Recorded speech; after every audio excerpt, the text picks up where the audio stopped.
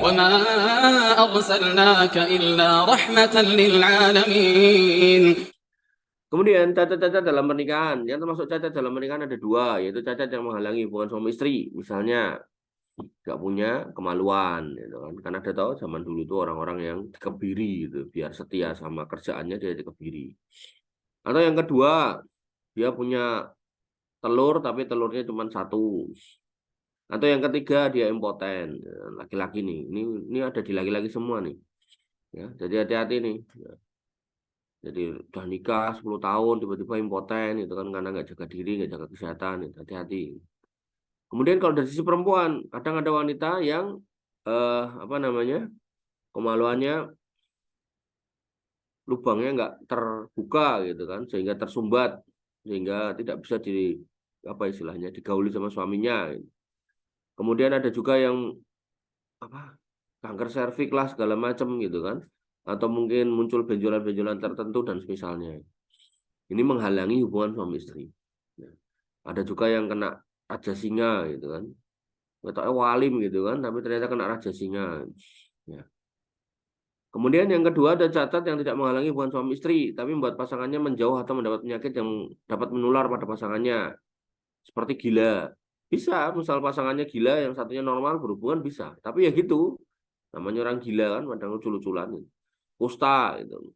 Ada bercak-bercak putih atau mungkin apa?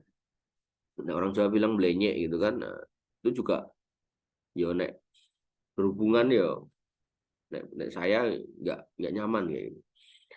Terus tadi yang saya bilang tadi Raja Singa, Perak Nanah, Kencing Nanah ini Raja Singa dan lain semisalnya.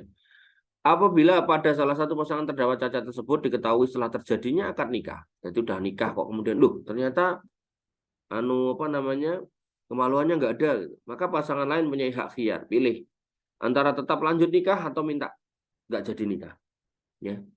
Jadi begitu kenal kayaknya api, kayaknya cantik, kayaknya ganteng gitu kan, begitu nikah, loh ternyata apa namanya telurnya nggak genep gitu, pecah satu, si istrinya nggak terima gitu. Nah kalau belum belum terjadi apa namanya setelah terjadi akad nikah udah jadi suami istri maka boleh dibatalkan. Jika yang dipilih adalah pembatalan nikah maka kondisinya dirinci sebagai berikut. Nah, ternyata si istri pilih batal. Jika terjadi pembatalan karena cacat-cacat di atas atau jenisnya terjadi setelah akad nikah namun belum adanya hubungan suami istri maka istri tidak dapat mahar. Jadi istrinya belum diapa-apain maka maharnya dibalikin kepada suaminya. Ya, nggak dapat mahar itu. Tapi kalau kemudian yang kedua, jika terjadi pembatalan sesudah jima, artinya seorang istri sudah digauli sama suaminya, ya walaupun nggak bisa, kan tadi yang pertama tadi kan nggak bisa berhubungan ya, karena mungkin apa namanya impoten lah dan seterusnya gitu. Maka istri tetap mendapatkan mahar yang disebutkan dalam akad dan suaminya menuntut ganti rugi mahar kepada orang yang menipunya. Jadi kadang ada comblang toh, ini tak comblangin sama si fulana gitu. Nanti begitu malam pertama ya terjadi hubungan suami istri, pakai apa atau gimana caranya saya nggak tahu. Nah, tapi kemudian ternyata si istrinya mengalami gangguan sehingga tadi itu mungkin kemaluannya ada benjolan, ada macam-macam. Nah, suaminya mundur gitu kan.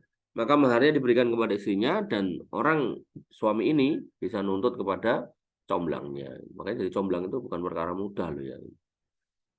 Diriwayatkan dari Abu Hurairah radhiyallahu anhu Rasulullah SAW bersabda, "Man ghassana falaysa minna." Siapa yang menipu kami bukan golongan kami.